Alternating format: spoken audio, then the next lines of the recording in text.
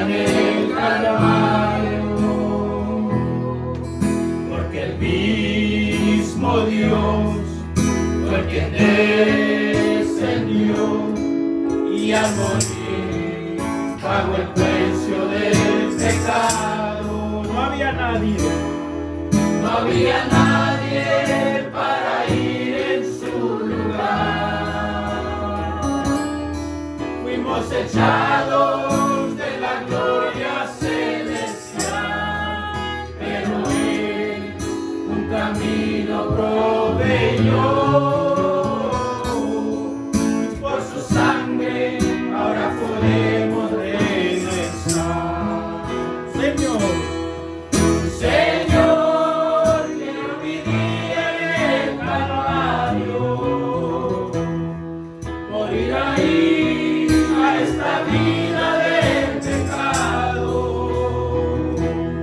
no levantarme hasta que pueda yo decir, ya no vivo yo, mas Cristo vive en mí. Bien, vamos a orar en esta noche. Padre amado, bendito Señor, Dios de la vida, nos presentamos delante de ti en el nombre de tu Hijo Jesucristo. Padre, confesando nuestra necesidad de tu gracia, de tu bondad, de tu ayuda en favor nuestro, Padre. Ahora, Dios, nos rendimos en tus manos. Pedimos que tú nos ayudes, que tú seas, Señor, con nosotros en esta noche. Padre, nos permitas considerar tu palabra, Señor. Padre, que tú nutras nuestras almas, Señor, por medio de tu palabra, y nos des algo, Señor, que nos ayude a entender nuestro avanzar, nuestro caminar cristiano, Señor. Padre, en esta noche que tú nos visites por medio de tu ungimiento, de tu palabra, Padre, y podamos considerar la Escritura y en ella podamos ver, Señor, cuál es la hora, cuál es la necesidad, Padre, y de alguna manera, Señor, hablando para este lugar, poder, Señor, comprender cuál es el plan que tu palabra nos puede trazar en la obra que pudiera ser hecha, Señor. Así que, Padre, de esa manera nos reportamos para tu servicio. También, Señor, haciendo notorias las necesidades de tu pueblo, orando, Señor, por cada petición de los que estamos aquí presentes, por lo cual, Señor, levantamos nuestra mano como muestra de que hay fe en nosotros para creer en ti y tomarte por tu palabra, y que hay una ley en nosotros mayor, dijo tu siervo el profeta, que la ley de la gravedad, que hace que levantemos nuestras manos y con confianza nos presentemos delante de un Dios que no solo escucha su oración, sino que atiende y responde esa oración de sus hijos. Amén. Así que, Padre, en el nombre de Jesucristo pedimos estas cosas, y que todo obre para la gloria tuya, el bien de tu pueblo, la edificación de nuestra fe, y que tú nos fortifiques y nos afiances en tu palabra, en nuestra oración, en el nombre del Señor Jesucristo. Amén. Amén. El Señor Jesucristo les bendiga, mis hermanos. Buenas noches para cada uno de ustedes. Amén. Estamos contentos de estar aquí nuevamente para considerar la palabra del Señor. Y vamos a ir a nuestras Biblias, libro de Marcos, por favor, capítulo 16. Marcos, capítulo 16.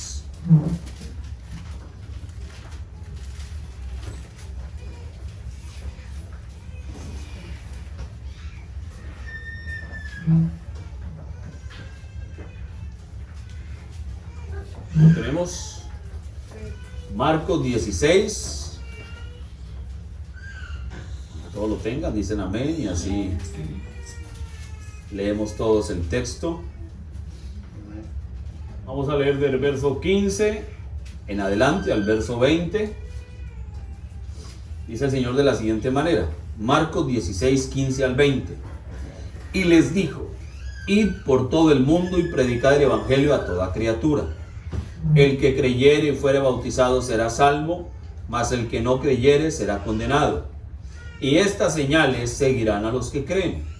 En mi nombre echarán fuera demonios, hablarán nuevas lenguas, tomarán en las manos serpientes, y si bebieren cosa mortífera no les hará daño.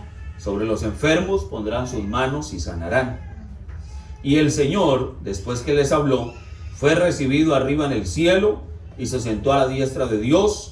Y ellos saliendo predicaron en todas partes, ayudándoles el Señor y confirmando la palabra con las señales que la seguían. Amén.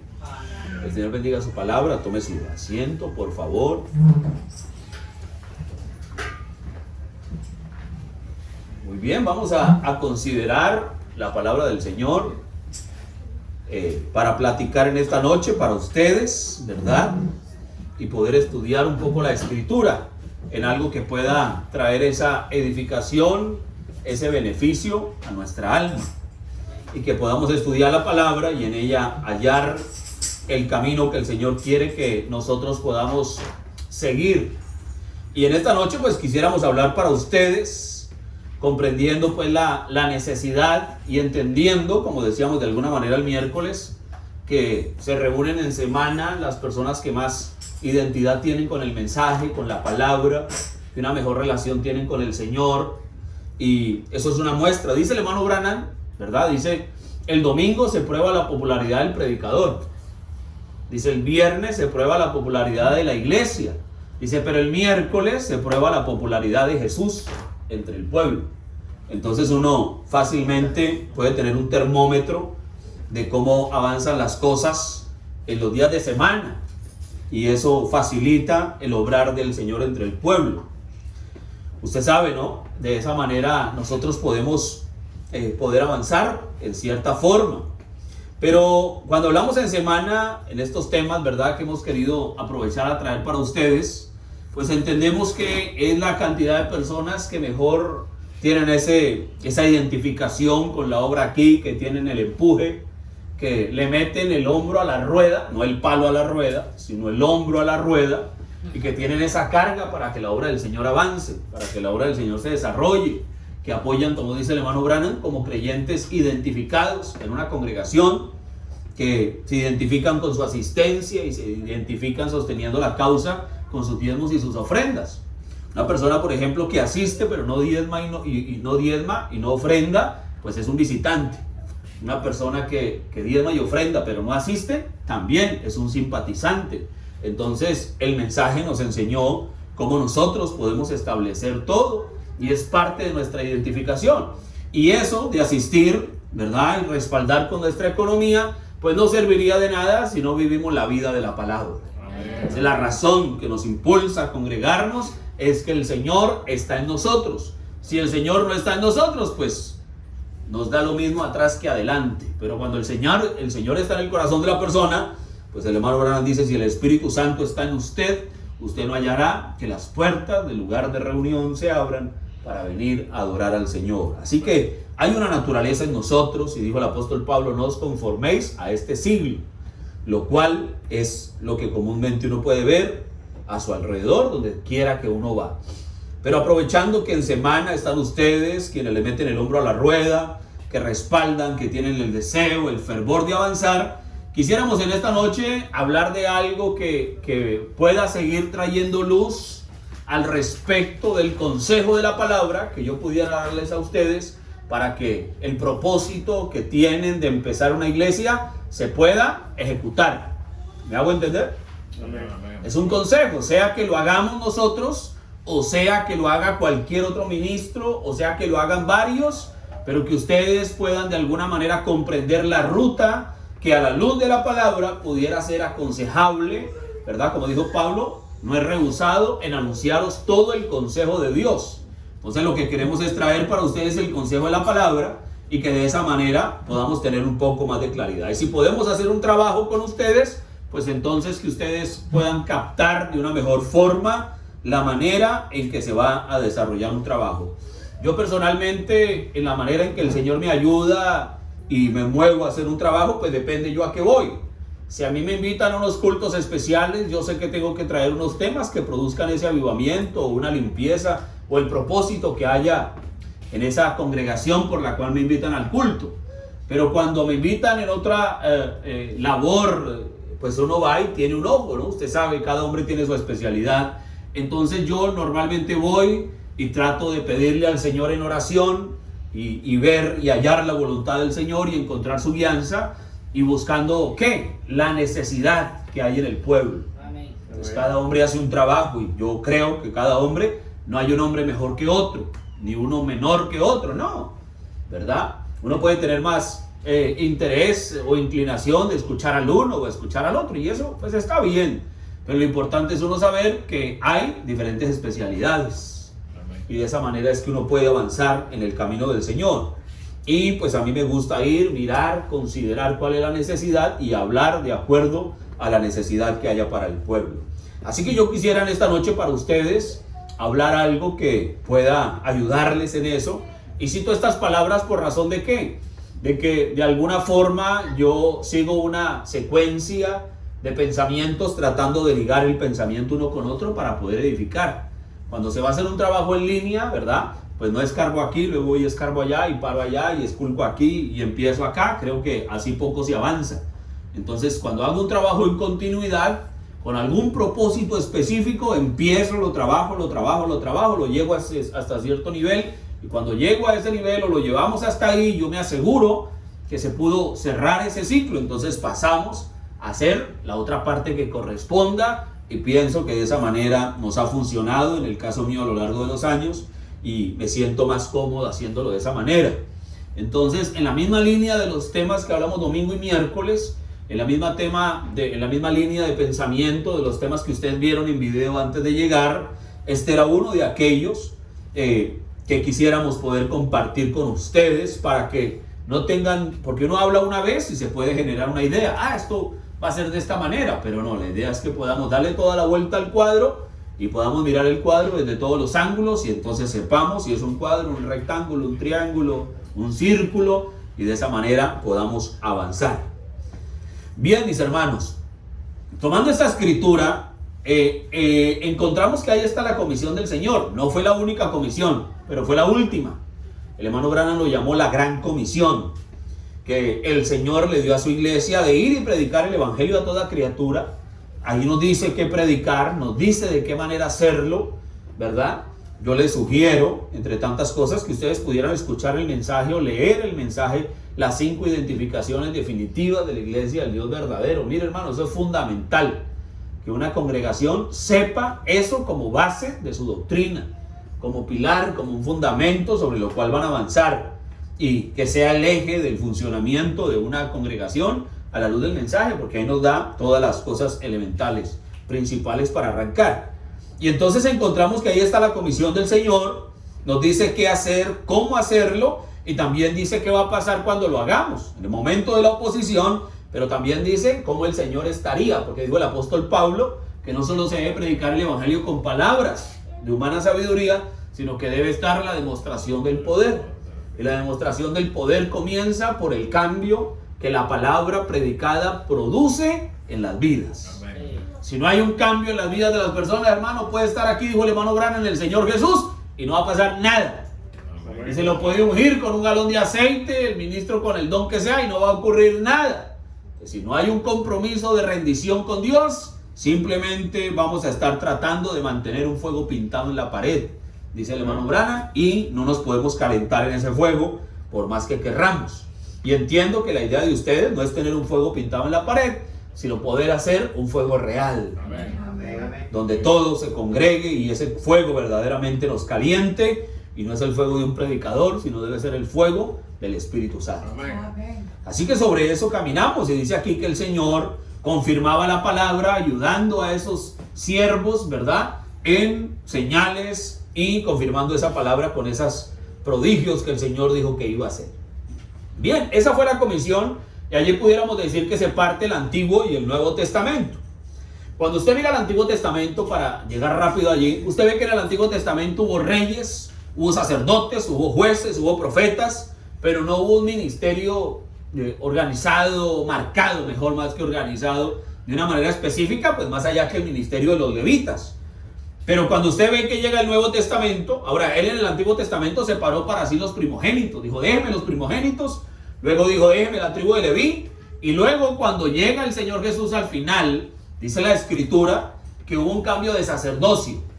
Dijo el apóstol Pablo, cambiado el sacerdocio, es necesario que sea cambiada también la ley, o el cambio de ley, cambio de sacerdocio, dijo el Señor a través del apóstol Pablo.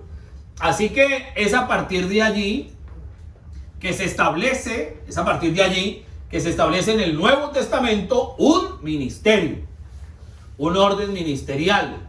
Y ese ministerio que es establecido en el Nuevo Testamento ya no es por herencia, oído. En el Antiguo Testamento la tribu de Leví ejercía su ministerio y era hereditario, era por herencia. Pero en el Nuevo Testamento ya no es por herencia, sino que en el Nuevo Testamento el ministerio viene a ser por llamamiento. Entonces cambia esto y entonces el Señor empieza a desarrollar un llamado, una dotación de acuerdo al llamamiento para que eso pueda ser aplicado, para que eso pueda desarrollarse. Entonces el Señor establece un ministerio de una manera diferente, con un llamamiento específico. Vea usted, también el Antiguo Testamento era específico, la tribu de Leví, y es verdad. Pero pues la tribu de Leví, usted sabía que nacía en la tribu de Leví, ya nació para ser sacerdote, y usted llegaba a cierta edad y si cumplía los requisitos físicos, pues entonces usted ya iba a desarrollar su ejercicio sacerdotal a partir de los 30 años. Vean, no se ponía un neófito, a los 21 años se lograba la mayoría de edad, pero no era suficientemente apto, maduro para ejercer el sacerdocio. Entonces le daban 9 años más y cuando el hombre tenía 30 años empezaba su sacerdocio. Y aún ellos trabajaban en el sacerdocio solo 20 años y a los 50 años cesaba su labor sacerdotal. Es en el caso de los sacerdotes de la tribu de Leví. Cuando viene el Nuevo Testamento, entonces el Señor cambia el sacerdocio, empieza un funcionamiento de un cuerpo ministerial con algo llamado, con un llamamiento directo de parte del Señor, con una dotación divina para un propósito específico. ¿Cuál era el propósito? Esto que dice acá: ir y predicar el evangelio a toda criatura. Y esa fue la comisión que el Señor da entonces para ese ministerio. Y usted encuentra que ahí empezó a desarrollarse la iglesia del Señor y empezó entre el pueblo judío. Y cuando la iglesia empezó entre el pueblo judío, empezó cumpliendo Marcos 16. Pero empezó cumpliendo Marcos 16 de acuerdo al nuevo sacerdocio.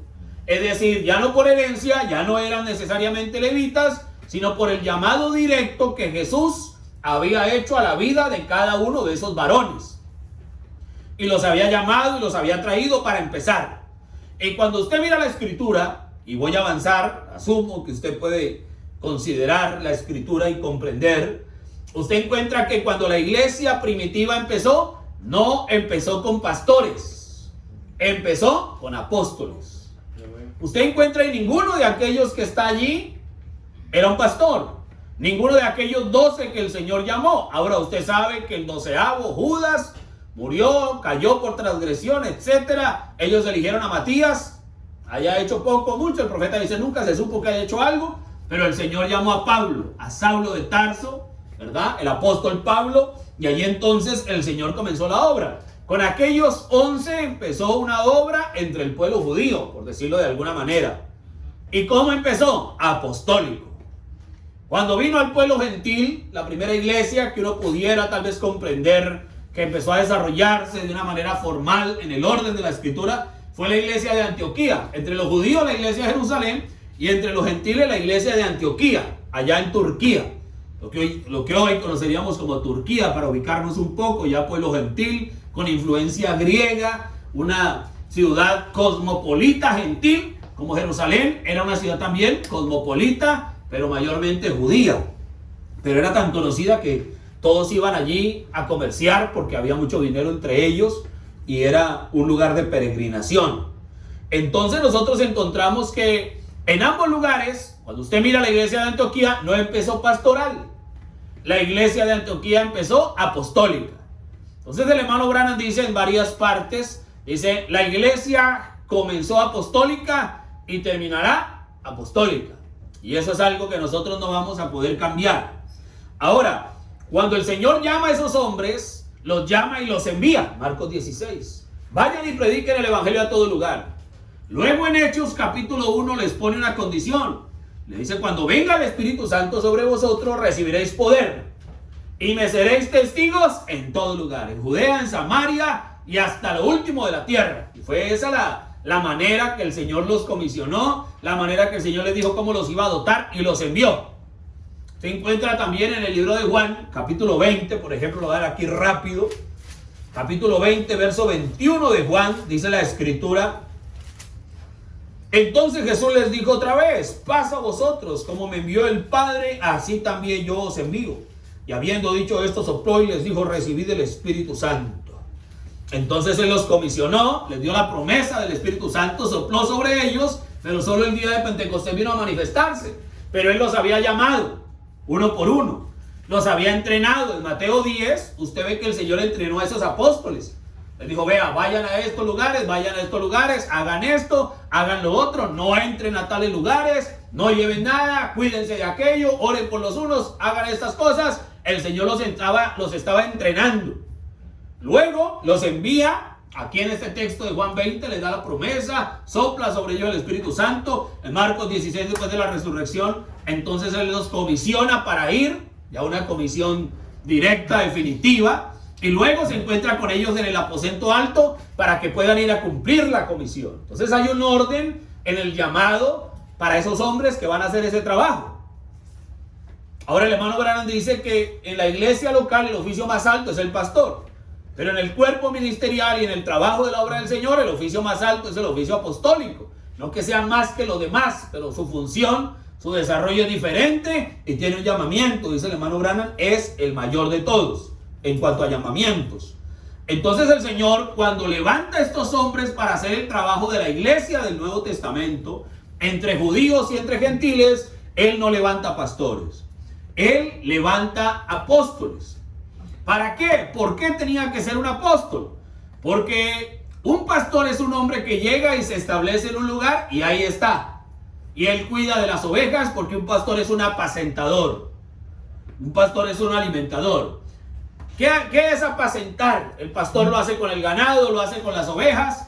¿Qué es alimentar? Bueno, él va, lleva las ovejas al pasto que él considera, la vaca, ¿verdad? El ganado, usted sabe, no siempre va a comer la misma clase de pasto. Hay ciertos tipos de pasto para ciertos propósitos de acuerdo al ganado, a la clase de ganado y el propósito que tiene con el ganado. Entonces él mira qué clase de ganado, qué clase de pasto, de pastizal es el apropiado para ese ganado. Eso hace el pastor, vigila qué clase de hierba come la oveja, dice el hermano Branham. Él no va a dejar que su ganado, que su redil coma hierba loca, porque eso las va a matar, las va a enloquecer y va a hacer que se salten la cerca y bueno, pierdan el control. Entonces Él las pone a comer, Él las alimenta. ¿Y qué es apacentarlas? Es supervisarlas, es vigilarlas, es cuidarlas. Es mientras ellas están comiendo, mientras el ganado se echa a rumiar, el pastor está cuidándolas. Apacentar es supervisar, es vigilar. Entonces Él está siempre con las ovejas. Pero cuando el Señor los envió, les dijo: vayan y prediquen en todas partes. Ese no podía ser un pastor. Eso tenía que ser un trabajo apostólico, porque el obispo, el misionero, el apóstol, entonces él va de lugar en lugar. Y el profeta define de varias maneras. Voy a obviar la lectura del mensaje, pero los extractos quiero decir. Pero el hermano Branham dice que el trabajo apostólico, dice, un apóstol es un enviado. Entonces él tiene que salir enviado. Normalmente, casos especiales, como el hermano Branham, obviamente, ¿verdad? Es un caso aparte, como el apóstol Pablo, como el apóstol Pedro, pues fueron enviados directamente del Señor. Por ejemplo, Pablo se encontró con la columna de fuego y fue el Señor Jesús mismo, en la forma de la columna de fuego, que comisionó y envió a Pablo. Pero en el caso de Pedro fue el Señor Jesús el que lo envió. A estos apóstoles fue el Señor Jesús el que les dijo: vayan y hagan. Fueron enviados de. Ahora, hoy día, está bien, el profeta nos comisionó a ir a predicar el evangelio, pudiéramos decir que somos enviados. Pero en el orden escritural, un misionero, un apóstol debe también tener un lugar. Debe tener una iglesia donde congregarse, un lugar del cual ser enviado. Debe tener una casa. Él también es una oveja, él también es un ministro y él también está sujeto a la palabra. Entonces él sale enviado, ¿verdad?, de un lugar. Y usted puede revisar el libro de los Hechos y usted ve, por ejemplo, que Pablo siempre salió de Antioquía, hizo su recorrido y regresó a Antioquía. Usted puede ver que el apóstol Pedro siempre salió de Jerusalén, hacía sus recorridos y regresaba a Jerusalén, independientemente del tiempo que les tomara la labor que hacían en diferentes lugares. Por ejemplo, Pablo, en sus viajes misioneros, que fueron 3, dice el conteo de los tiempos que Pablo marca allí, y la Biblia nos relata ya una historia que le tomó entre 12 a 14 años. Entre 12 y 14 años Pablo desarrolló sus 3 viajes misioneros. Y usted encuentra que había viajes de Pablo que duraban más de 3 años. Entonces él estaba fuera de su lugar, por eso no podía ser un pastor. Porque un pastor no puede hacer un viaje 2 meses, 3 meses, 4 meses y dejar su iglesia. Ese no es un pastor. Entonces dice el hermano Branham que el hombre debe dedicarse según su especialidad de su ministerio al trabajo que él va a ejecutar. Entonces el apóstol Pablo podía ir y estar en unos viajes demasiado tiempo y él hacía sus rondas por diferentes lugares, pero siempre regresaba a un lugar, a un cuartel. Así que estos apóstoles son enviados del Señor, pero deben tener una manera ordenada para funcionar. El hermano Branham dice, un apóstol es un establecedor de la fe. Vea usted. En otra parte dice, es un fundador de la nueva fe. Entonces Pablo llegaba donde no había la fe del mensaje de su día y la establecía. El hermano Branham iba y hacía sus campañas, lo leímos el domingo, y él establecía la fe en un nuevo lugar.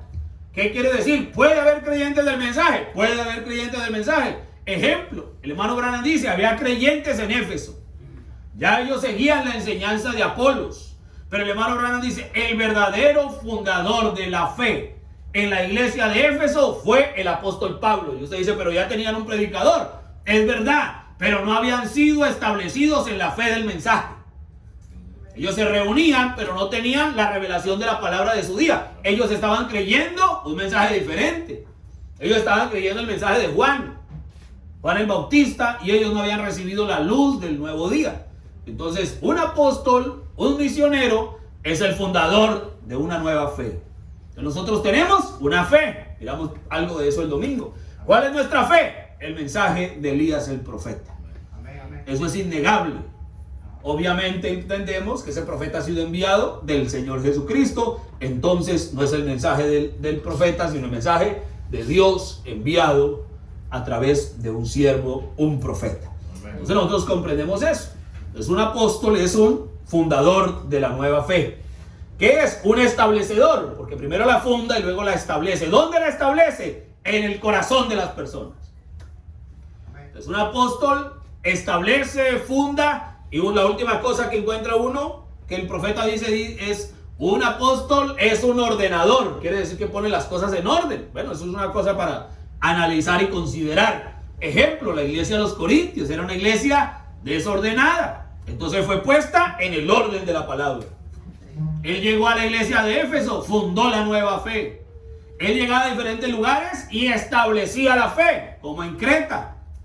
Entonces cada cosa que estos hombres hacían era ir, establecer, fundar la fe, como el caso del apóstol Pedro allí en Jerusalén.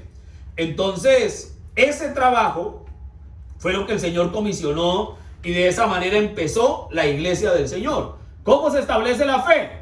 Pablo iba y establecía la fe en el corazón de los individuos. Esa es la primera forma para establecer la fe. Es establecer la fe en el corazón de la gente.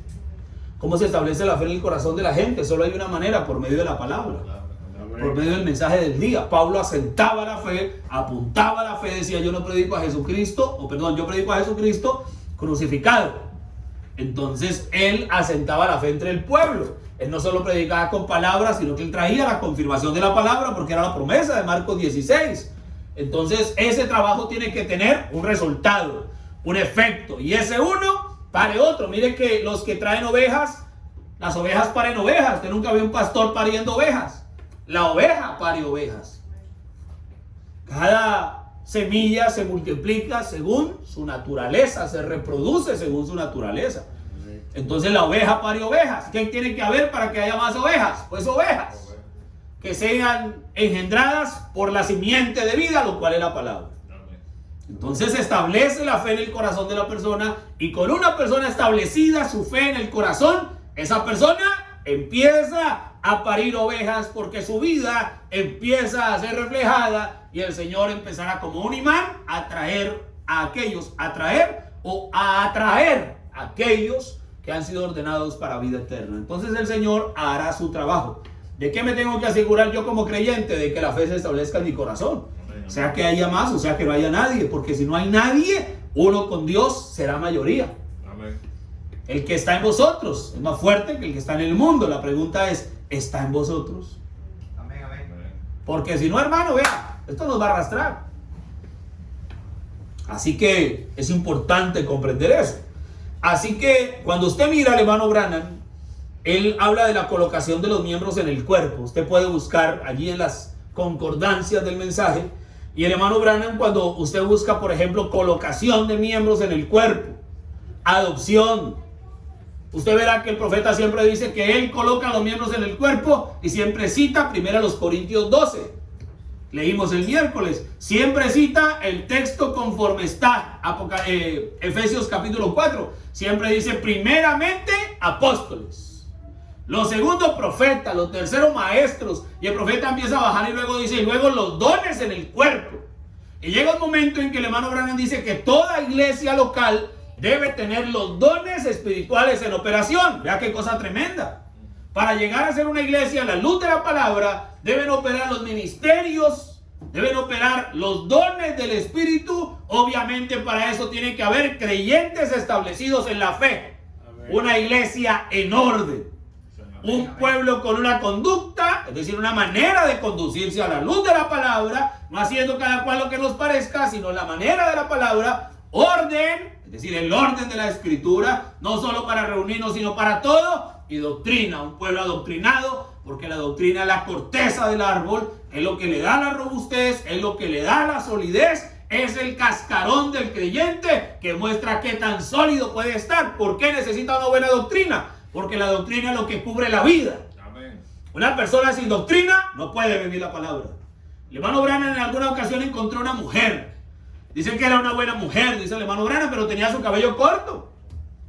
Dice, y era una cristiana y tenía el Espíritu Santo. Dice, el problema estaba en la doctrina que tenía.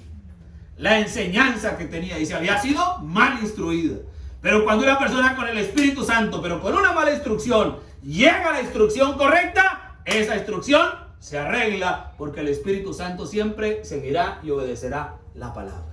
Amén. Pero cuando usted le da la palabra a una persona y no se arregla, ahí no hay nada. No hay nada por ahora. Quiero decir, el Espíritu Santo no ha bajado, no ha llegado a la persona. Por eso la persona no puede sujetarse a la palabra.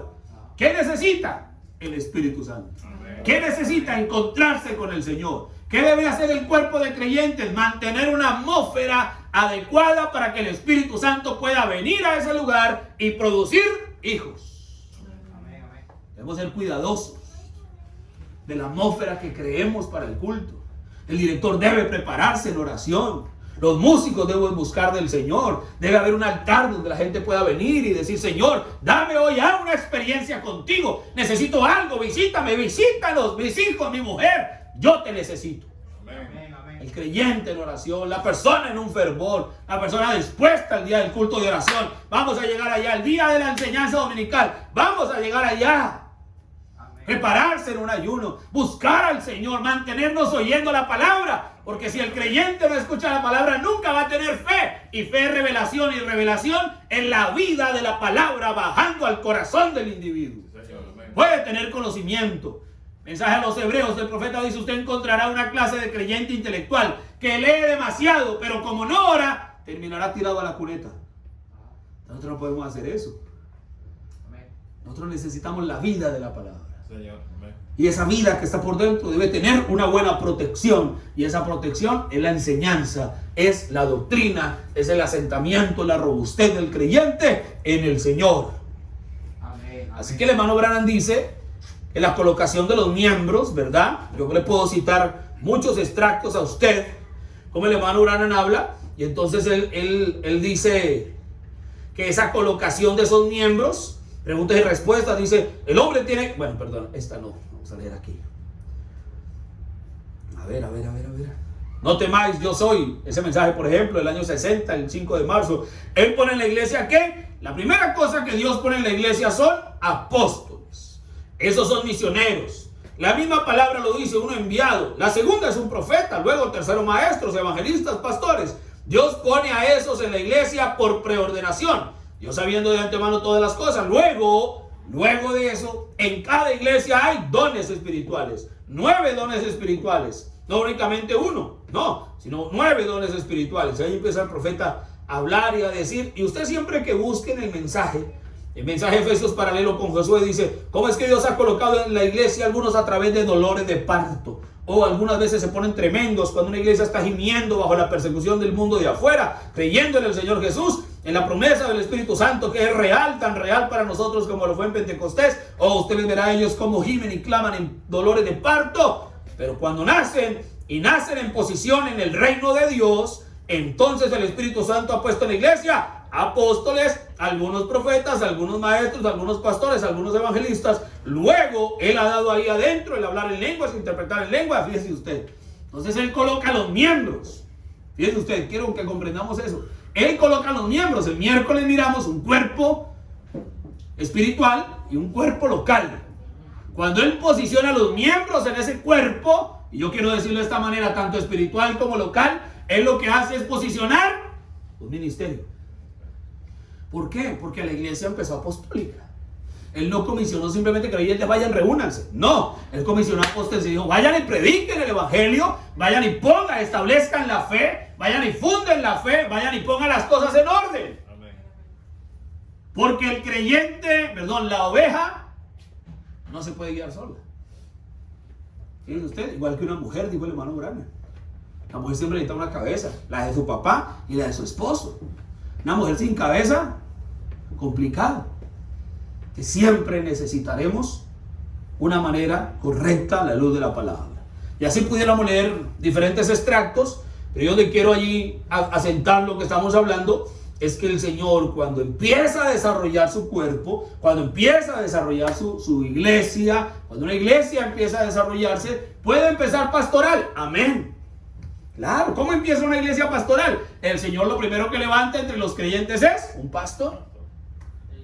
Claro, y a ese pastor empieza a llegar las ovejas. ¿Y está mal? No, está bien. Claro que sí, y el hombre va a hacer un trabajo. Amén. Y va a hacer una iglesia. Amén. Así sean 5. Amén. Y él puede ser el pastor. Amén. ¿Por qué? Porque Él los alimenta. Por eso yo estuve interesado en que antes de llegar escucharan aquel mensaje de Jehová es mi pastor. Ahí lo explicamos con pelos, con señales, con tablero, con plastilina, con muñequitos, para que hubiera claridad y el pueblo no dijera: yo no tengo pastor. No, sí hay pastor. Y cómo funciona y cuál es la condescendencia de ese oficio entre el pueblo, para que el pueblo no divague y no ande buscando. Y en ocasiones ha pasado, no entre ustedes, pero me refiero a otros lugares, en Colombia por ejemplo, hay un hermano que les ayuda, entonces la gente se apasiona y cree que se ella va a hacer, y el día de mañana el hombre dice: un momento, vamos a movernos, y entonces la gente batalla porque no tenían claridad o no quisieron creer la palabra.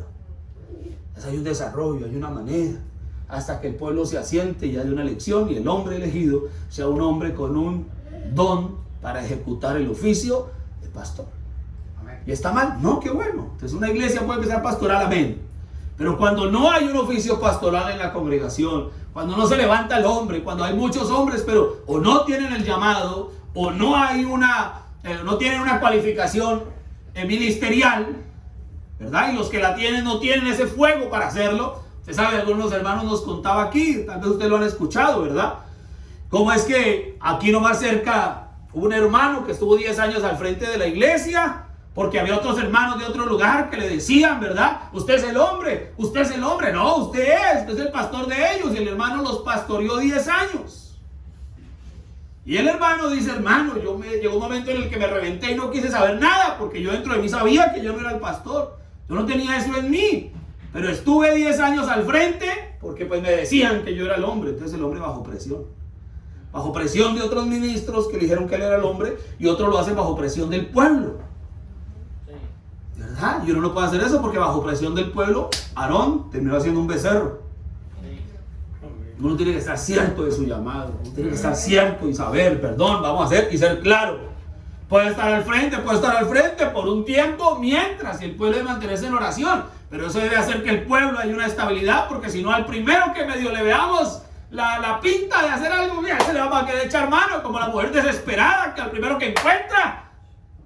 Y no debe ser así, uno tiene que esperar su tiempo. Recuerda el extracto que leímos el domingo, creo que lo volvemos a leer el miércoles. Todo tiene su tiempo de espera. Amén.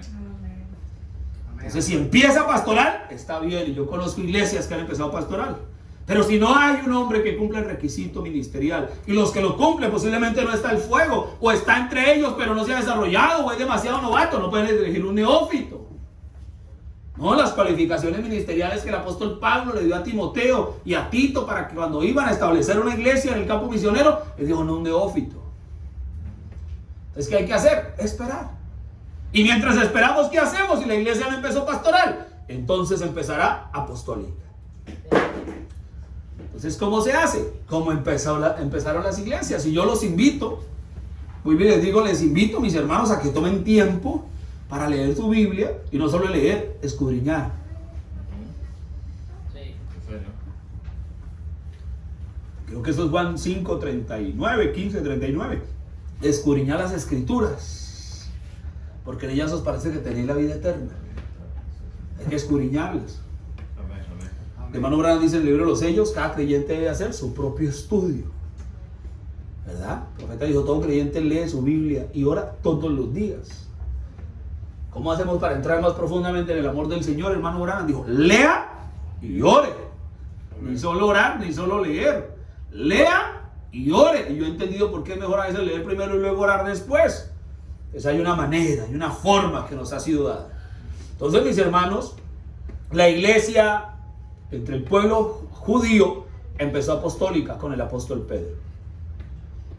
Entiendo que ustedes vieron el mensaje sobre cómo empezó la iglesia de Jerusalén. Entonces avanzamos, ¿verdad? Empezó allí, hasta que fue puesta en orden. Tuvo su pastor, tuvo sus diáconos. Fue una iglesia en orden. ¿Y se levantaron los ministerios? Claro que sí. Había profetas, había maestros, había evangelistas, había más misioneros entre ellos. Claro que sí.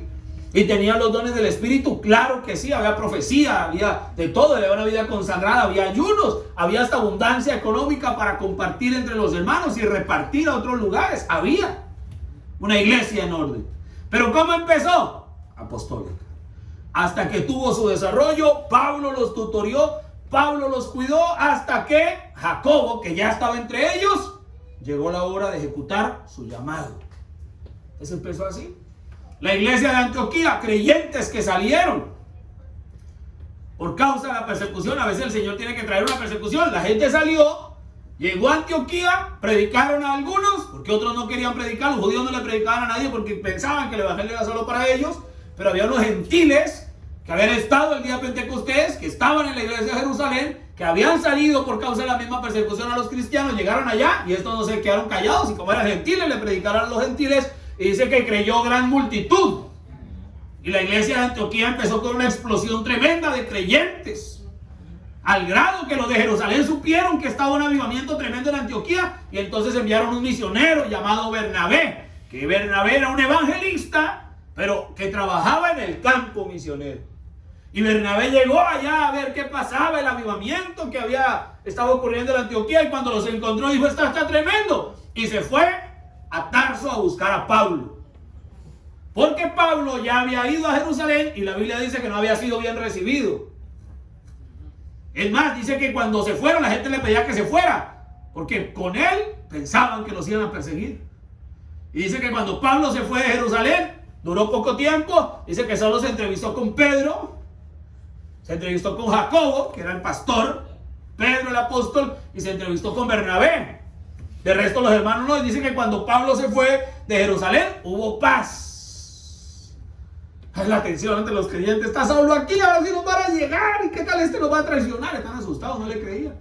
Pero Pablo se fue, dijo: no, aquí no soy ya bien recibido. Y pues tenía una historia. Vean, el apóstol Pablo no fue bien recibido. Tenía una historia que intimidaba a cualquiera. Entonces Pablo se fue para Tarso, y cuando Bernabé vino y vio aquel avivamiento en Antioquía, dijo: no, esto está tremendo. Fue a Tarso, le habló al apóstol Pablo, y el apóstol Pablo vino a Antioquía, y dice que se quedaron un año entre ellos. Vea, hermano, pudiéramos leer, yo hice ese estudio allá en la iglesia, hermano, y leíamos verso por verso y recorrimos todo el libro de los Hechos. Cosa hermosa mirar cada detalle. ¿Por qué es necesario? Pues para algún hermano, eso se hace muy largo, qué pereza, qué cansón, diga lo que tiene que decir. Está bien, pero cada predicador tiene su manera. Amén. A mí me gusta que usted vea, que conozca, que sepa, pintarle un cuadro tan claro, hermano, que ya, usted sabe que no le está metiendo los dedos a la boca. Usted puede seguir la escritura y usted apunta y usted se le abre tanto el panorama que la Biblia deja de ser un libro y toma un ánimo y usted se mete en ese espíritu y usted se le pinta el cuadro de una manera que usted parece estar allá, hasta con las sandalias y la túnica puesta. Es cuando usted encuentra la iglesia, Pablo llegó y permaneció un año entre ellos. Y a partir de allí Pablo se estableció en Antioquía como su cuartel y él iba y volvía. Y la iglesia de Antioquía tenía un pastor que pues no sabemos su nombre. Pero entonces vemos que la iglesia gentil también empezó apostólica. Unos creyentes que se avivaron y el Señor envió un apóstol para poder hacer un trabajo. Bueno, 1, 2. Pablo y Bernabé, y luego usted ve que ya no eran solo Pablo y Bernabé, sino que era Pablo, Bernabé, Silas y Juan Marcos. Y había profetas entre ellos, dice la Biblia, y había maestros. Y había.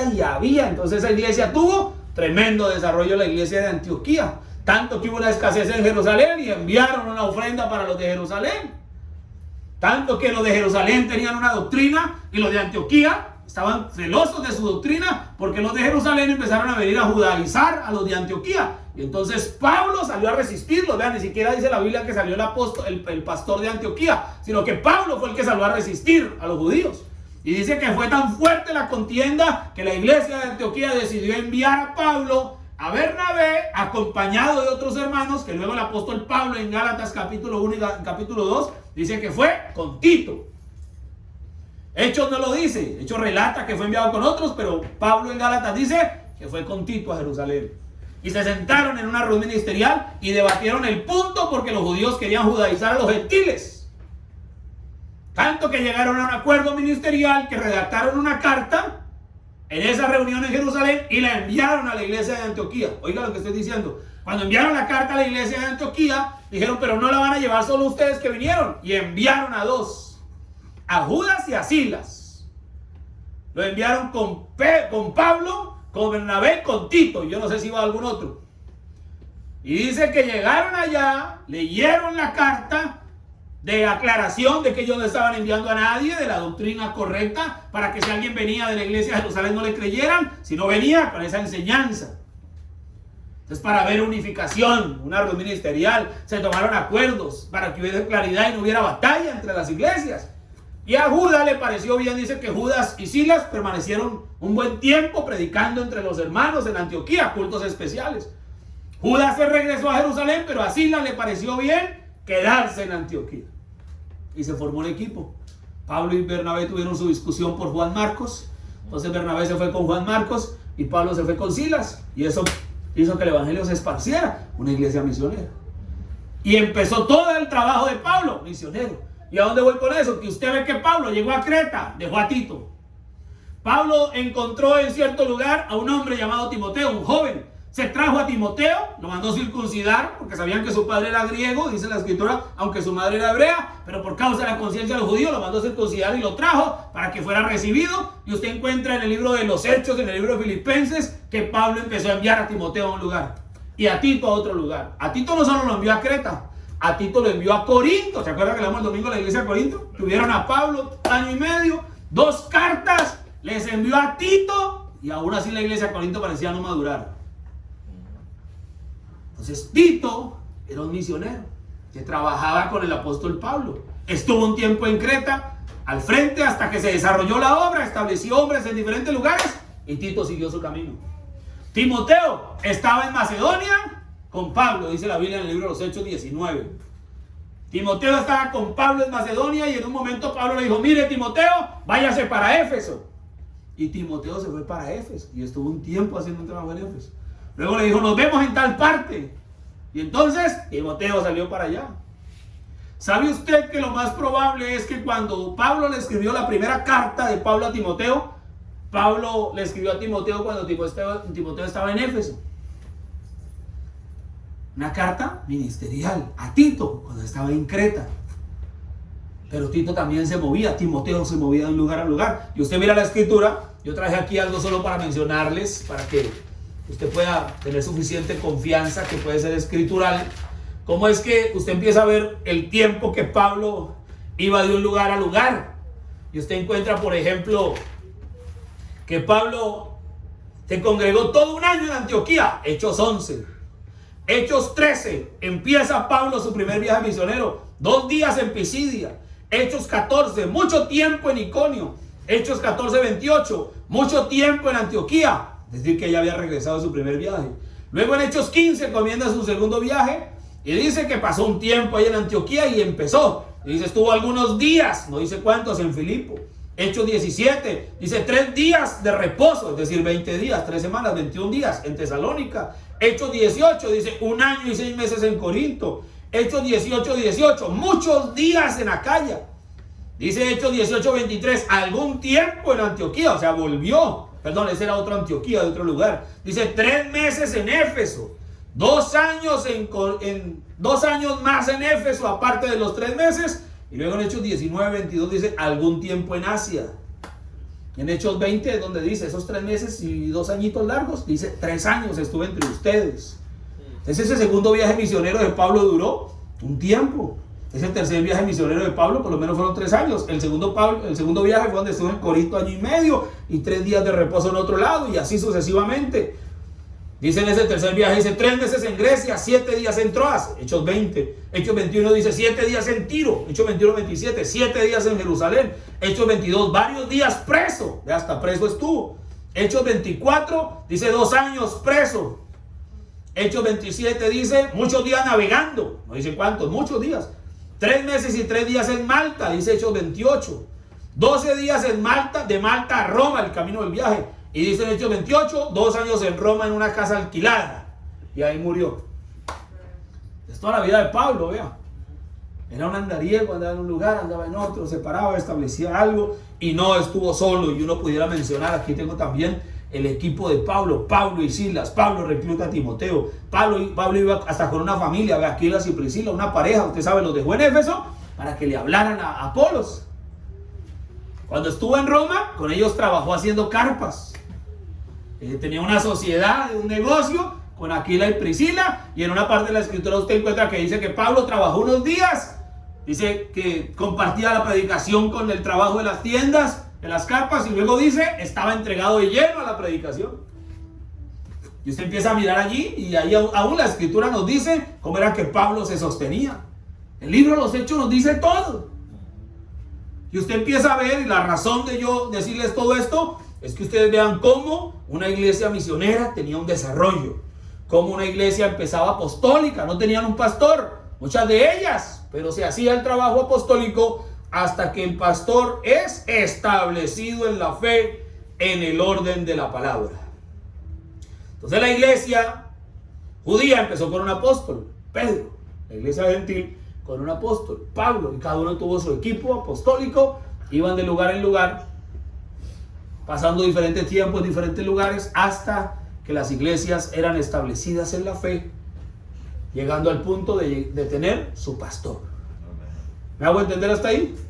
Entonces, ahí está la escritura para que usted, con lo que está escuchando, llegue y empiece a revisar allí el libro de los Hechos. Lean todo el libro de los Hechos. Yo lo he leído no sé cuántas veces, tal vez 50, y en la medida que uno va leyendo más, se abre el panorama.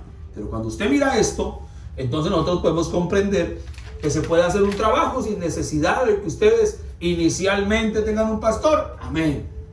¿Bajo qué requisito? ¿Bajo qué condición? Lo que yo siempre les sugiero a ustedes, a cualquier otra persona, puedan hacer un trabajo bajo un ministerio apostólico, bajo un ministerio que pueda ayudarles a establecer la fe en su corazón, a fundar correctamente la fe en esa iglesia, para que la iglesia se funde en un fundamento sólido, se funde o inicie en un fundamento sólido, correcto.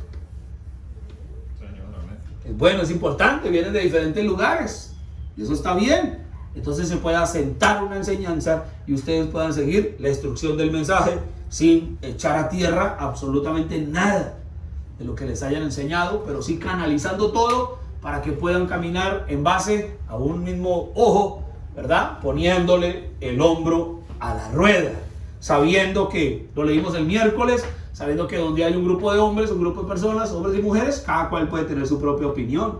Y el hermano Hernán dice, eso es válido. Dice, pero no podemos trabajar con diferentes opiniones. ¿Qué tenemos que hacer? Escoger a alguien y trabajar con eso, dice el hermano Brana. ¿Qué tenemos que hacer entonces? Ya lo explicamos el miércoles, supervisar, Vigilar el creyente que todo se haga escrituralmente. Y así se asegura el pueblo, se asegura el predicador. Entonces lo primero que hicieron los apóstoles fue fundar la fe en diferentes lugares. Establecerla en el corazón del pueblo. Y una vez la fe está establecida en el corazón del pueblo, se elige un pastor. Y ellos continúan de ahí en adelante con la visión que cada hombre, pastor, tenga, porque cada iglesia tiene una soberanía y cada pastor será autónomo, no soberano, pero sí autónomo, porque soberana es la iglesia, no el pastor, pero ellos tendrán la libertad de hacer su trabajo con la visión que el Señor les dé.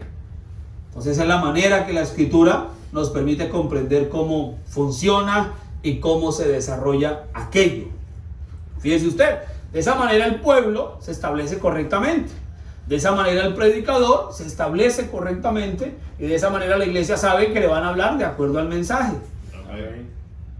Y ese es el orden. Vea, una iglesia que está establecida en la fe, pasa algo mañana, sabe cómo proceder. Amén. Pero usted sabe, hoy puede pasar en cualquier parte, solo por citar un ejemplo hipotético, ¿verdad? Y se muere el pastor. Y una vez se muere el pastor, hermano, se divide la iglesia, no saben qué hacer. Yo he visto casos que se murió el pastor y ese mismo día cogen al hermanito X, que de pronto era el predicador o el hijo del pastor. Es el hermano, ahora usted sea nuestro pastor, y lo ponen y oran por él y quedó ahí catapultado. Cuando el profeta dice, esa no es la manera. O se muere el pastor y no había nadie en la iglesia quedó abandonada. Y entonces viene, se divide, se fracciona, cogen para un lado, cogen para el otro. ¿Por qué? Falta de doctrina. Triste teniendo un mensaje como el que tenemos. No hubo una instrucción, de pronto el predicador era celoso de que alguien le pudiera quitar la butaca. Entonces, ¿qué problema? Desconocimiento del mensaje. Y con un mensaje como el que tenemos no debería ser. El profeta dijo, van a elegir un pastor, dice, sométanse a oración. Busquen del Señor, que no sea una elección carnal, dice el hermano Branham, que sea conforme a la Escritura. Dice, no lo que el ojo parezca, sino lo que la Escritura y la inspiración y la revelación del Señor vaya al corazón del pueblo. Tomen el tiempo que sea necesario. Pero usted ve que muchas veces se falla en eso y entonces a rey muerto, rey puesto. Inmediatamente, ¿verdad? Entonces, y eso es normalmente suele ser una desgracia. Suele ser una ruina. Revisen las calificaciones escriturales. Para eso tenemos una Biblia, tenemos un mensaje. ¿Qué tenemos que hacer? Creerlo. Amén. Ahora, si no hubiese quién, hay que mirar la manera escritural. Por eso es, cuando no hay una iglesia que tenga un pastor, el orden escritural es que se pongan bajo un ministerio que les pueda ayudar. ¿Cuál es el problema de ponerse bajo un ministerio pastoral? Que el pastor va a estar atendiendo su iglesia, no va a poder atender dos casas, imagino con dos mujeres, para atenderlas a ambas, para ver por ambas casas, imposible. Si usted no llegó esa noche a la casa, va a tener un problema con la otra. Entonces no funciona de esa manera. Por eso el Señor dijo, marido de una sola mujer. Y eso debe aplicarse hasta donde da la medida, porque no en todo aplica, para el pastor y su iglesia. Pero el misionero, yo pienso que por esa causa Pablo era soltero. ¿Por qué Pablo era soltero? Dios tal vez ahí nos estaba dejando un tipo de que un misionero no se puede casar con una iglesia. Y tiene que tener la libertad de movimiento y sin compromiso de que nadie le va a jalar las orejas. Venga, pero usted me dejó y se fue. No quiere decir que los misioneros tengan que ser solteros. Yo no estoy diciendo eso, ¿no? Estoy hablando del ejemplo que Dios nos dejó de que un ministerio.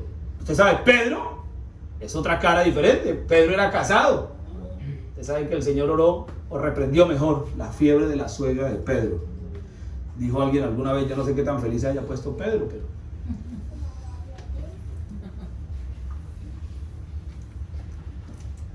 suponemos que sí, ¿no? Él amaba a su suegra. Entonces cuando miramos nosotros la Escritura, tenemos una enseñanza, tenemos un orden, tenemos un patrón.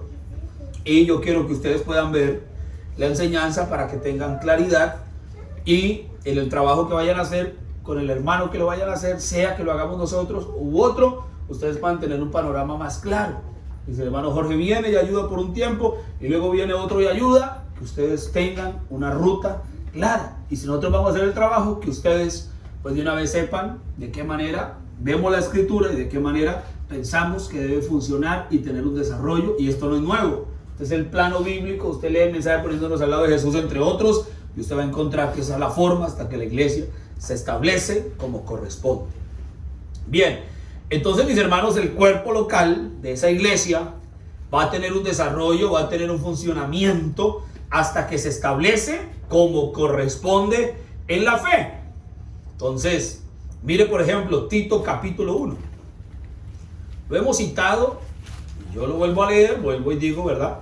Vamos a darle otro martillazo a la cabeza del clavo, porque vamos a colgar un cuadro muy valioso. Vamos a colgar un cuadro muy valioso y usted tiene que asegurarse que ese clavo quedó bien puesto en la pared, porque si no, cuando cuelgue ese cuadro valioso, se le vino con puntilla y todo, hermano. Y se echó a perder el cuadro y se perdió la platica. Entonces no vamos a perder nuestro tiempo, ni ustedes ni yo. Es importante que nosotros podamos saber qué es lo que la Escritura nos enseña, qué es lo que el mensaje nos dice al respecto de estas cosas. Mire usted, Tito capítulo 1, versos 5 y 6. Bueno, verso 4. A Tito, verdadero hijo en la común fe. Mire usted, es importante asegurarse. Pablo envió a Tito como un misionero. Pablo era el mensajero del día, pongámoslo así en este ejemplo. Y Pablo tuvo que asegurarse que el que iba a enviar fuera un hijo de su mensaje. ¿Se fija usted? No puede ser cualquiera. Cuando se va a hacer un trabajo, usted tiene que asegurarse que sea un hijo del mensaje. No un pentecostal medio reformado, porque usted va a tener hijos pentecostales reformados. Usted necesita saber qué es. Usted sabe, leímos el extracto el domingo. Si usted viene a la fe del mensaje, identifica el mensaje. Usted no va a ir donde los metodistas, no va a ir donde los luteranos, no va a ir a los católicos, porque usted sabe que usted tuvo un avivamiento gastronómico, decía el hermano Branham. Después de ese avivamiento gastronómico, usted no quiere volver a comer las cosas que comen los puercos. Dice, no, usted va a querer seguirse alimentando de ese maná espiritual. Entonces es lo que hace que el pueblo desee empezar una iglesia. Y uno debe fijarse, Pablo se tuvo que fijar, que Tito fuera un hijo de su fe, un hijo del mensaje. En el caso, tiene que asegurarse que la persona que les va a ayudar les hable el mensaje. Pero ¿cómo lo saben si ustedes no leen el mensaje o no lo escuchan? Entonces fácilmente les van a meter gato por liebre. Entonces no, que sea un hijo en la común fe. O sea, hermano, creemos lo mismo. El domingo hablamos de eso. Vamos a hablar el mismo idioma, porque si usted habla un idioma diferente, por eso decía, podemos venir de diferentes lugares. Sé que tenemos diferentes enseñanzas en muchas cosas, pero hay cosas en las cuales se pueden canalizar, hay otras que no nos van a perjudicar, y todos en una misma visión, trabajar hacia adelante en un mismo propósito. Esa es la idea. No es derrumbar la idea de nadie, pero sí poder llegar a tener una común fe. La persona que les va a ayudar, entonces, debe ser un hijo de la fe del mensaje. Usted debe asegurarse que esa persona les habla, les dice conforme el mensaje que nos ha traído el Señor. A Tito, verdadero hijo de la común fe, gracia, misericordia y paz de nuestro Padre y del Señor Jesucristo, nuestro Salvador. Por esta causa, entonces había una causa. Pablo vio que Tito era un hijo del mensaje, de la común fe, de la gracia, la misericordia y la paz del Señor Jesucristo, y dijo, Tito, tú eres el hombre, ve a ese lugar. Allá hay una necesidad, ve y ayuda en ese lugar. ¿Qué vas a hacer allá? Por esa causa te dejé en Creta para el propósito. Una razón, un por qué y un para qué. El por qué, un hombre de confianza. Usted sabe, leímos el extracto poniéndonos al lado de Jesús, hermanos. Este es un mensaje que usted lo puede leer, léalo, subráyelo, hermanos, y usted va a encontrar toda la manera de desarrollar una obra misionera y de establecer y empezar y fundar y desarrollar una iglesia. Es un mensaje que debería saberse, por eso el profeta lo predicó a ministros, pero son los que menos lo aplican y lo leen. Entonces es bueno que el creyente lo conozca. Es una cinta más de otras tantas cintas que hay, igual de valiosa a las demás, y nadie la lee, nadie la considera, y ahí está todo el plan. El hermano Rivas no va a inventar nada. Yo tengo que ser un hijo de la común fe. Entonces, si voy a hacer un trabajo, ¿qué tengo que hacer? ¿Qué dijo mi papá de cómo se hace ese trabajo? Ya. Como la hija, ¿cómo hace mi mamá el arroz? ¿Cómo aprende la hija a hacer el arroz? Como la mamá le enseñó. Así es que ella va a hacer el arroz. Si lo hace feo, así le enseñó la mamá, o no le hizo suficiente práctica. Claro. Ya después ella, con lo que tiene, ella ya le echa pastica, le echa alverjitas y lo sazonará diferente, pero será el mismo arroz. Entonces nosotros tenemos que asegurarnos. Entonces ese era el porqué. Y con un porqué correcto, dice, por esa causa, no iba a dejar a cualquiera, envió a Creta a Tito. Le dice, para que corrigiese lo deficiente. Dos tareas tenía Tito: para que corrigiese lo deficiente y estableciese ancianos, es decir, establezca pastores en cada ciudad, es decir, en diferentes ciudades, así como yo te mandé. Y empieza en el verso 6 a dar los requisitos del pastor: que fuere irreprensible marido de una sola mujer, que tenga hijos creyentes, que no estén acusados de disolución ni de rebeldía, porque es necesario que el obispo sea irreprensible como administrador de Dios, no soberbio, no iracundo, no dado al vino, no pendenciero, no codicioso de ganancias deshonestas, sino hospedador, amante de lo bueno, sobrio, justo, santo, dueño de sí mismo, retenedor de la palabra, fiel, tal como ha sido enseñada, para que también pueda exhortar con sana enseñanza y convencer a los que contradicen. Y usted sigue leyendo ahí en adelante, hermano, y entonces empieza a hablar de los... Porque es que hay gente que es murmuradora y habladores y engañosos y contumaces. ¿Saben qué es una persona contumaz? Es una persona que, a pesar de que está errada, sigue porfiando, llevándola al contrario. Usted mira la palabra contumaz en el diccionario y ahí dice la escritura que las personas contumaces. Persona contumaz, que usted le puede decir la palabra y, bueno, terco, dice en Colombia, más terco que una mula, a pesar de que usted le pruebe y vea la escritura que no tiene escapadero. Entonces, la escritura dice que Pablo envió a Tito y le dio unas características. Le dijo: mire, enseñe la palabra correcta, mantenga separado la palabra, y de ahí en adelante va a salir adelante cuando cualquier cosa se le presente. Ahora quiero leer del hermano Branham, mensaje poniéndonos al lado de Jesús. Dice: ahora he tratado de encontrar y he estado estudiando, y es lo mismo que hemos tratado de hacer aquí, he estado estudiando la iglesia primitiva y he observado la manera en que esos hombres ungidos prepararon la casa del Señor y el orden para adorar al Señor en la casa, y eso me impresionó en gran manera. Es que estamos haciendo nosotros acá, estudiando la iglesia primitiva, mirando cómo ellos establecieron la casa del Señor, ¿verdad? Y yo espero que produzca el mismo efecto en nosotros y eso nos impresione en gran manera. ¿Por qué? Porque si somos impresionados correctamente, ¿qué es una impresión? Es algo que quedó marcado. Eso es una impresión, ¿verdad? Hay cosas de un susto, pero una impresión, ahí quedó. Entonces, si ustedes son impresionados por esa palabra, ustedes van a saber qué es lo que hay que hacer. Entonces dice allí: prepararon la casa del Señor. ¿Qué estamos haciendo? Preparando la casa del Señor. ¿Cuál es la casa? Usted. Y cuando las casas se reúnan en una casa especial para eso, pues mejor todavía. Dice: y prediqué aquí no hace mucho tiempo sobre el tema de Joel 2. Empieza a hablar de lo que la oruga se comió. Y el hermano Branham dice que eso que la oruga se comió fue eso. Eso también se lo comió. La manera ordenada, la manera correcta de establecer una iglesia, el plan original, se lo comió la oruga. Usted sabe, restauración del árbol novia, ¿no? Todo lo que la oruga se comió durante las edades, esto también se lo comió. Pero en el mensaje, poniéndonos al lado de Jesús, el profeta dice: pero eso también, al igual que todos los demás, el bautismo, la doctrina correcta, el orden de la iglesia, todo lo demás que se comió la oruga tenía que ser restaurado. Esto se lo comió la oruga, esto también tiene que ser restaurado. Entonces dice el profeta así, mire, así como Pablo envió a Tito, por eso leí esa escritura, dice: ahora, yo he notado cómo las iglesias, cómo el evangelismo comenzó esparciéndose por todas partes. Entonces incluyamos a Pompa. Entonces tomaremos por ejemplo al apóstol Pablo llegando a ser un misionero a nuestro pueblo. Nos enteramos de que él iba donde quiera que el Señor lo guiaba y él estableció a la iglesia. Y eran una nueva fe. Las iglesias de aquellos días, como en Asia Menor, a través de toda Europa, ellas no creían ese mensaje. Y cuando él había predicado el mensaje, muchos fueron convertidos a ello.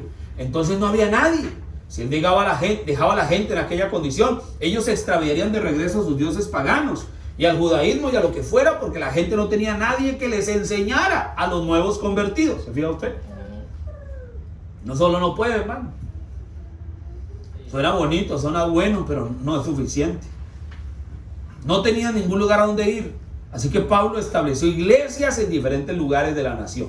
Eso es lo que nosotros deseamos hacer. No somos el apóstol Pablo, obviamente, ¿no? Ni digno de desatar la correa de sus zapatos. Pero deseamos seguir el plano escritural. Y que entre ustedes se establezca una iglesia. En el orden de la palabra.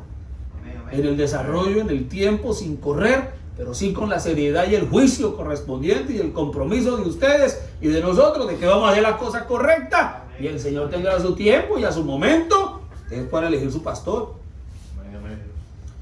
En cada una de las iglesias él dejó a alguien que estaba en orden. No puede dejar cualquiera. Hermano, y ya mañana entonces el hermanito que empieza a predicar, hermano, ¿se va a ser el pastor? No, tiene que estar en orden. ¿En orden qué? Por eso Pablo le dijo a Tito, para que establecieses ancianos en cada ciudad, así como yo te mandé. O sea, lista. Pablo le dijo, no cualquier anciano, le dice, así como yo te mandé, y le da la lista. Y usted mira que a Timoteo, que era un ministro, no es casualidad que Pablo quiso, no, a Timoteo, que era un ministro, cuando estaba en Éfeso, Pablo le dio los requisitos ministeriales y le dio más detalle, le dio como 17. Primera Timoteo 3, le da toda la lista. El obispo, el que era el obispado, buena obra desea. Es decir, había gente en Éfeso que quería un ministerio, buena obra desea. Pero es necesario que el obispo sea, y le da esta misma lista y da más detalles. Pablo le dice a uno de sus misioneros, Tito, la lista ministerial para que establezca ancianos, los requisitos. Y a otro Timoteo que está en otro lado, la misma lista ministerial para que también establezca. Pablo se quería asegurar que las iglesias fueran establecidas en el orden escritural. ¿Por qué era importante? Porque se iba a fundar una fe. Y si usted funda la fe fuera del fundamento de la palabra, después ¿quién endereza eso? Como el adagio popular, el dicho popular, árbol que nace torcido, jamás su tronco se va a enderezar. Usted puede enseñarle a un niño mal y después corríjalo cuando ya es un joven, demasiado tarde. ¿Cuándo es el tiempo para enseñar al niño? Cuando es pequeño, cuando es niño, cuando es maleable, cuando es flexible. Entonces, cuando una iglesia empieza, mis hermanos, tengan eso siempre presente, asegúrense de empezar bien. Con los hogares, con los predicadores, con los jóvenes, con los niños, con los directores, todo, hermano, asegúrense, con cada mínimo detalle, con el diácono, con el ujier, con cada detalle empiecen bien. ¿Saben por qué? Porque eso que ustedes hagan al comienzo, están poniendo las bases de lo que va a ser su iglesia después. Amén. Y después es muy difícil corregir un error, nunca corregirá otro error. Después es más difícil enderezar ya algo que ya fue hecho, hay que enderezar ese muro, es mejor tumbarlo o irse a otro lado y hacer otra cosa diferente. Entonces tengan eso, hermano, tómenlo como un consejo. ¿Sabe por qué? Primero, porque van a poner un fundamento, y segundo, porque eso que ustedes hagan al comienzo les va a levantar la primera generación de todo, la primera generación de jóvenes, la primera generación de músicos, la primera generación de directores, la primera generación de predicadores, la primera generación de niños, la primera generación de hogares. Y si esa primera generación se levantó chueca, los que vienen detrás van a seguir el patrón. Entonces no, asegúrense de hacerlo bien. Hermano, pero ¿cómo hacemos? Si somos ovejas no tenemos quien nos guíe. Si no tienen un pastor, deben tener un ministerio serio, a la luz, un hijo del mensaje que les pueda ayudar en eso. Nos duela o no nos duele la manera, pero debe haber una forma de echar hacia adelante. Ya lo aclaramos el miércoles, así que no hay dudas de que no va a ser una tiranía. Yo creo que eso ya es asunto superado.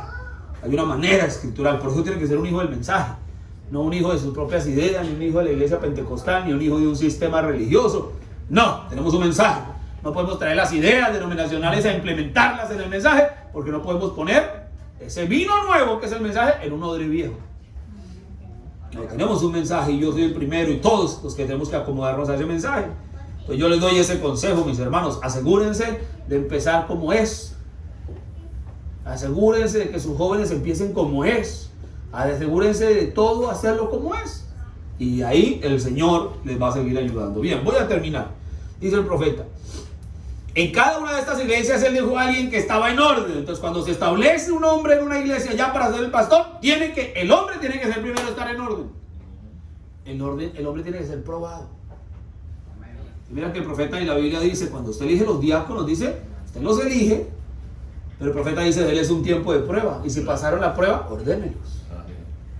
El pastor igual, a prueba. El predicador, todo tiene que ser a prueba. Los jóvenes que van a empezar a predicar, a prueba. Los directores, todo a prueba, todo es a prueba, todo es probado hasta que haya un asidero y pueda tener una función. Dice, un hombre que era digno de confianza, un hombre que era conocido como un pastor. Entonces después de esta iglesia, otras pequeñas iglesias salieron de allí. Hombres jóvenes y ancianos se levantaron y formaron iglesias de ahí.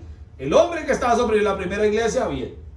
Como en el tiempo de Ireneo, él continuó de la misma manera, Martín continuó de la misma manera, Policarpo continuó de la misma manera, etc. El profeta dice que todos siguieron de la misma manera hasta que entró Roma y rompió todo. Dice en el verso 29, ahora Dios prometió restaurar esta misma cosa otra vez. Y ahí el profeta dice que todos hicieron lo mismo, y etcétera, etcétera. Y es lo que leíamos, ahí sigue el extracto donde el profeta dice que el Señor quiso que fueran dejadas huellas para que nosotros supiéramos cómo seguir esas huellas.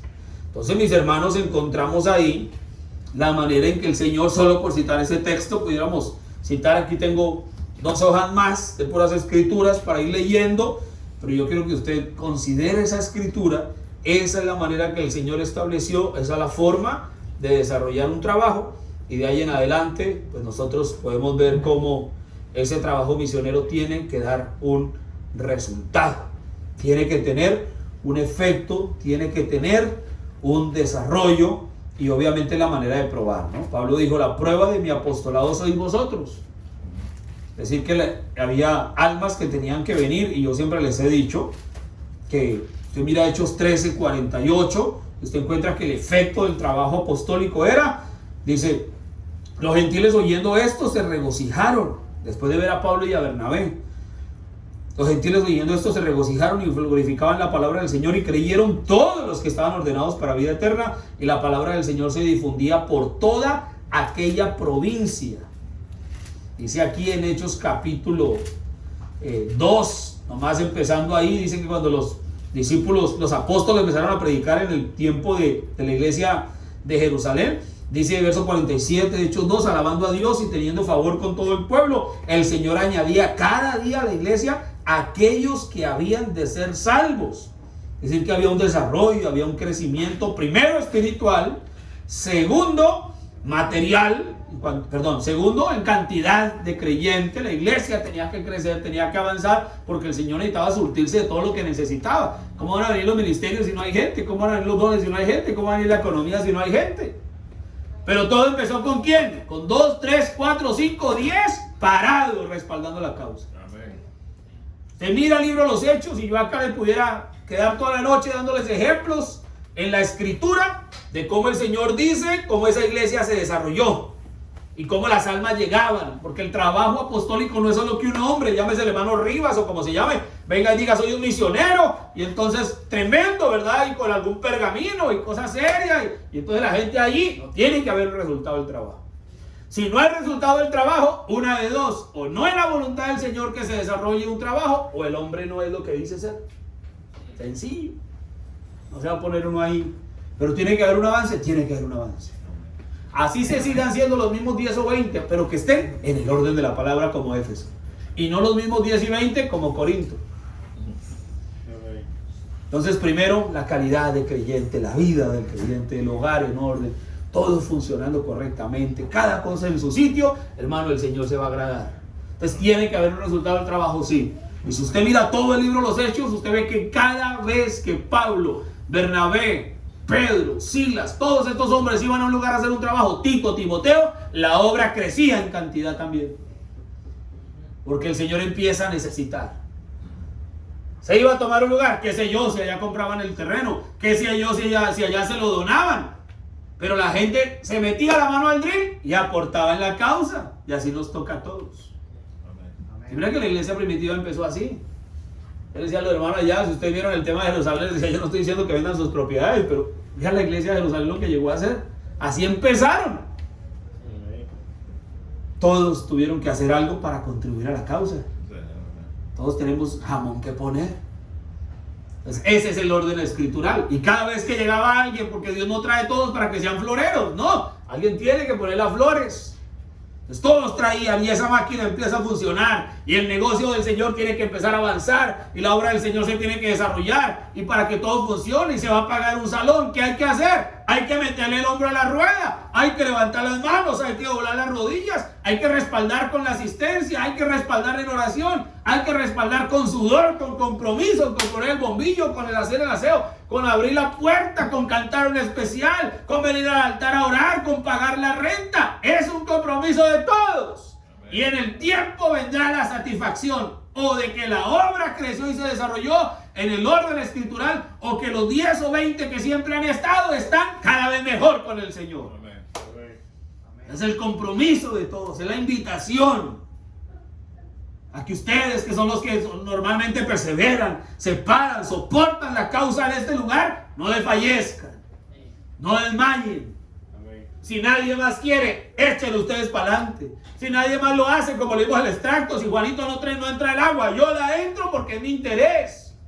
Si fulano le tocaba cortar la madera y no lo hizo, yo lo hago porque es mi interés. Me voy a perjudicar yo y se van a perjudicar mis hijos. Y estoy seguro que en el momento que aquí haya una cosa que decir, una iglesia funcionando correctamente, algunos que estén tímidos se van a animar. Algunos que están fríos o que no han encontrado el camino, el Señor va a lidiar con ellos y se van a calentar y van a dejar su frialdad espiritual y van a empezar y se va a sumar uno y se van a sumar dos y otros se van a ir, pero va a llegar otro y va a llegar otro y el Señor va a añadir una hermanita de oración y un hermano que va a tener el fervor y otro hermano que va a estar dispuesto a limpiar el vidrio y pararse en la puerta y otro hermano que va a estar dispuesto a hacer algo y otro hermano que va a poner una silla y uno que va a cantar un especial y otro que se va a ir y uno que se va a poner bravo y uno que se va a animar y uno que van a hacer de nuevo y ustedes verán que una obra empieza a tener vida. Porque cuando no pasa nada, no hay nada. Pero cuando pasan muchas cosas buenas y malas, hay vida. ¿Cómo sabe usted que su niño está vivo? Porque se enferma, porque llora, porque tose, porque le da mal de estómago, porque un día come, otro día no come, un día quiere esto, otro día quiere el otro. El niño está vivo. La iglesia es como un árbol. Hay un tiempo de siembra, hay un tiempo de crecimiento, hay un tiempo de ramas, hay un tiempo de hojas, hay un tiempo de flores, hay un tiempo de fruto, hay un tiempo que no hay fruto, hay un tiempo de verano y el árbol no se mueve y todo está quieto y no pasa nada. Hay un tiempo de invierno, hay un tiempo de mucha brisa y el árbol se sacude y las hojas secas se caen y una que otra hoja verde se quiebra. Hay tiempo de plaga, hay tiempo que no hay plaga, hay tiempo de mucho sol, hay tiempo de mucha agua. El árbol tiene vida. ¿Y eso perjudicó al árbol? No. El árbol se va. Todo ayudó para bien, porque el árbol tiene vida. Ese es el ciclo de vida de una congregación. Pero si no se siembra bien, si no se siembra bien el tronco, si no se cuida, se abona y se trabaja bien la tierra, y la semilla puede ser suficientemente buena, pero si el trabajador no hace un buen trabajo, la semilla no prospera. Entonces es compromiso de todos. ¿Quieren establecer una iglesia? Háganlo. Los exhorto, los animo. Mi oración en favor de ustedes. Pero les aconsejo, asegúrense de hacerlo correctamente. Hermano, pero es que no hay más, nadie más quiere. No importa. Yo siempre he llegado a la conclusión. Hermano, este bus va para allá. El que se subió, el que se quiso bajar a mitad del camino, nos dará tristeza, pero vamos a echar para adelante. Y el que no quiso caminar, ¿qué vamos a hacer? Pues no, ¿qué vamos a hacer? Pararnos a esperar no podemos. Nos vemos en el siguiente paradero si le alcanza el tiempo. Nosotros tenemos que avanzar, intentarlo. Póngale el cañón, póngale el proyectil en el cañón. No disparó, vete al segundo, tampoco disparó, dice el profeta. Métalo hasta que alguno de esos proyectiles dispara y usted obtendrá la victoria. Que el Señor los encuentre haciendo algo es mi consejo a la luz de la palabra y es mi oración en favor de ustedes. Vamos a ponernos en pie. Gracias por su tiempo, por su atención.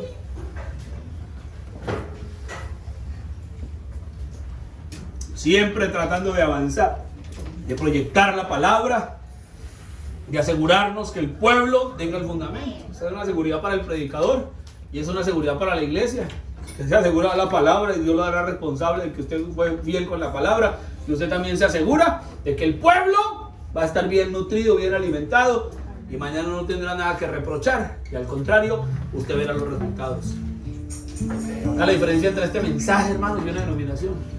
Entre un predicador con un llamamiento y un predicador por dinero o por cualquier otra razón, cualquier otra motivación, que lo va a hacer para ver la iglesia llena y tener a todos contentos. Entonces maquilla un poquito y se va a cuidar, pero cuando usted le da la palabra a la gente, va a producir de todo. Pero usted sabe que ahí tiene un efecto porque su compromiso va a ser con el Señor y usted sabe que la palabra no va a fallar. Vea, hermano, esto es sencillo. El Hijo de Dios ama la palabra. Amén, amén, amén. Y cuando sea un garrote que le dé, si fue la palabra, no el predicador tirándole la puya a la persona, pero si es la corrección en la escritura, la enseñanza, entonces ese creyente dice, gracias, Señor. Escucha el mensaje del hermano Branham y las mejores son cuando le dicen a uno de todo, ¿no? Me lo puso por el suelo y dice, Señor, ese era yo, eso es lo que yo necesito. Ahí me dijeron la verdad, ¿qué voy a hacer? Arrepentirse y convertirse para que sean borrados vuestros pecados, dice Hechos 3, y venga a la presencia del Señor tiempos de refrigerio. Amamos al Señor. Amén, amén, amén. Levante usted sus manos a Dios. Vamos a cerrar con una oración. Quisiera usted que la palabra funcione y no solamente sea un texto. Cada uno haga lo que tiene que hacer. Levante sus manos siempre. Manténgase en oración por cada cosa. Respalde este lugar. Los que lo hacen constantemente, manténganse ahí.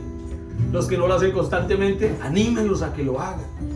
Creen una atmósfera adecuada para que esa persona venga un día. Mire, ¿sabe qué se necesita? Que el Señor toque a esa persona una vez.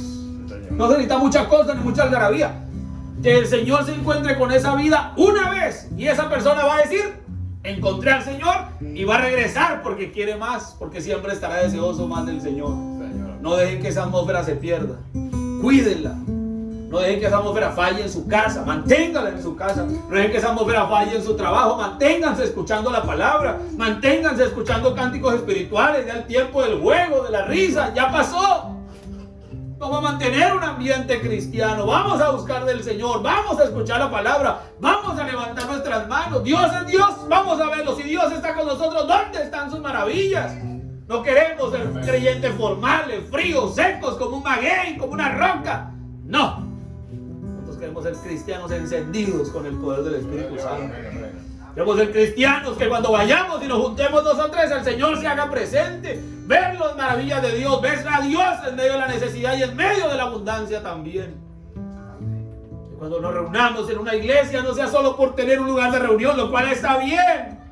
Pero Señor, nos reunimos porque queremos prepararnos para su segunda venida. Queremos irnos en el rapto. Queremos que nuestros hijos reciban el bautismo del Espíritu Santo. Queremos que usted se agrade de nuestra adoración. Entonces todos pondrán su dedicación. El predicador se esforzará preparando la Biblia, preparando el estudio, preparándose en oración. El pueblo se mantendrá en oración. Los músicos se consagrarán cada día más. El director estará consagrado. Levantará sus manos, buscará crear una atmósfera correcta para seleccionar los himnos que van de acuerdo al mensaje, sin hablar con el predicador. Entonces usted sabrá que el Señor está en la escena. El Señor se hará presente. Dijo el profeta, y tengan eso presente siempre. Mensaje de los sellos, dice el profeta: un himnario fuera de lugar impedirá que el Señor descienda ese día en el culto. Un himnario mal colocado, un himnario, algo que parece insignificante, para Dios es importante. ¿Sabe por qué? Porque Él nos dio cada detalle. No podemos descuidarnos, hermano. No podemos descuidar los más mínimos detalles. Las pequeñas zorras son las que arruinan las vidas. No descuide los más mínimos detalles. Queremos que Dios nos visite. Pongamos en práctica su palabra. Dediquémonos a Él. Y Él sigue siendo Dios. Él sigue siendo Jehová de los milagros. Él hará. Él es el Dios de lo imposible. Amado Padre y poderoso Señor, yo te agradezco en esta noche por la atención de este pueblo, Señor.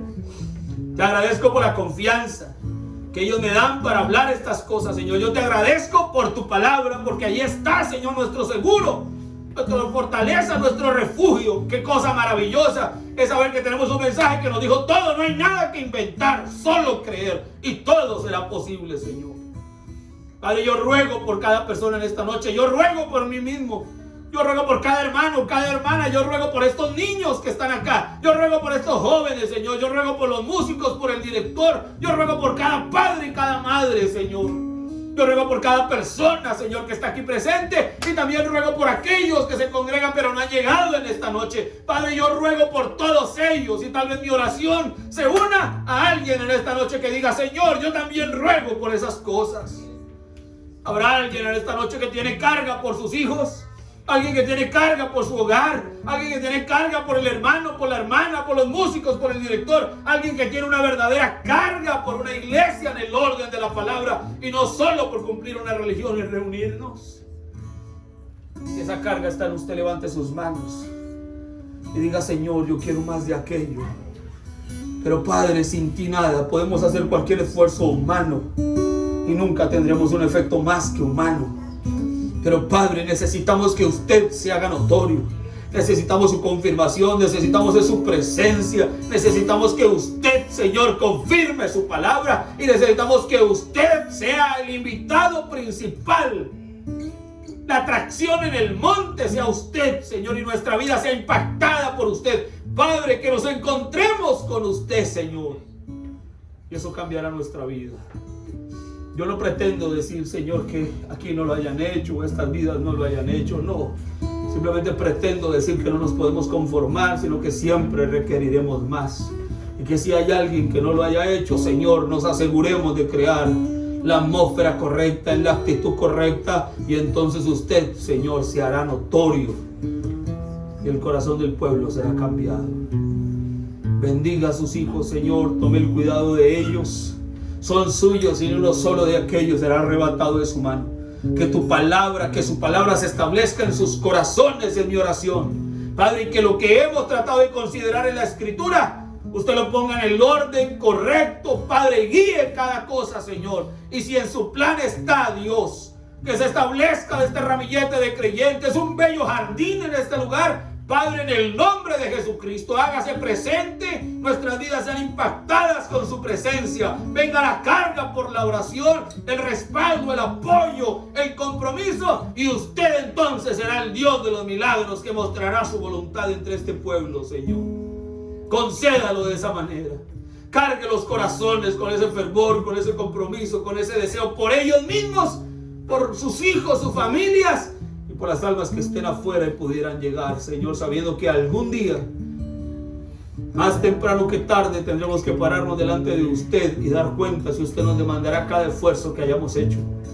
Así que, Padre, ayuda, Señor, este pueblo, ayúdanos a todos, dirígenos en cada cosa que deba ser hecha, en nuestro ruego, en nuestra oración, Señor, y encuéntrese con cada vida, y que todos juntos podamos tomarnos como un solo hombre, Señor, y podamos avanzar en pro de una misma causa y lograr el objetivo para tener algo que presentar el día de su venida. Concédalo, Señor. Padre, el propósito, Señor, de tener un lugar de reunión es necesario, es importante, Señor, es vital para que todo se desarrolle desde el inicio con las bases más adecuadas. Ayude, Señor, apareje el lugar, Señor. Usted sabe dónde está, cuál es la voluntad suya, es lo que nosotros necesitamos saber. Así que, Padre, apareje un lugar, Señor. Si el lugar ha sido visto, alguno de los que ya ha sido observado, por favor, Señor, confirme cada cosa. Padre, que haya esa confirmación de su parte, Señor Dios, y pueda ser identificado el lugar que usted ha determinado para que sea provisionalmente un lugar de adoración para este pueblo y para toda alma que deba llegar. Padre, en el nombre de Jesucristo ponemos eso como una petición principal, Padre, y que toda alma ordenada para vida sea manifestada en nuestra oración. Bendice a tu pueblo de regreso a sus hogares. Llévalos con bien a sus casas, Señor, guárdales en el camino, y desde ahora prepara nuestro corazón para el servicio dominical, donde podamos venir encendidos en expectativa, con la motivación de encontrarlo a usted y con hambre de recibir el alimento espiritual a su tiempo. En mi oración, porque nos reportamos desde ahora para su servicio, dándole la gloria y la honra en el nombre de Jesucristo el Señor. Amén y amén.